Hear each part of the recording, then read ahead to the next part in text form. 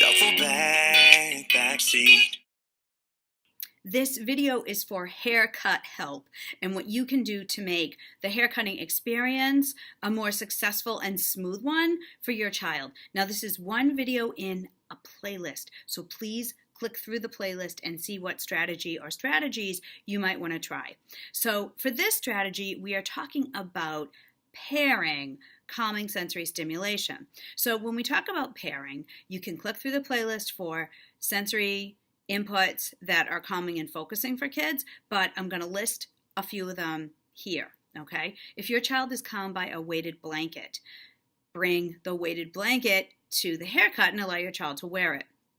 If your child is calmed by some of the oral sensory tricks throughout the playlists, bring with you the spoonful of peanut butter if that's safe for your child, the thick milkshake if that's safe for your child, or the crunchy foods, whatever it is that helps calm your child. So what we're doing is we're pairing what's calming with the haircut, which causes more sensory aversion and distress, okay?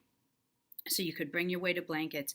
You could certainly bring any kind of a tactile material that might soothe your child, like the therapy putty, something they can squeeze, something they can pull at.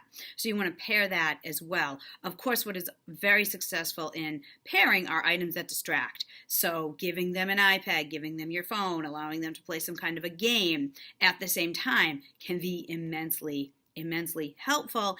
And in some cases, pair up music. That can be very, very soothing as well. So there are many things to pair. So just click through all the ways to provide calming sensory input and see which one makes the most sense and try the pair up strategy.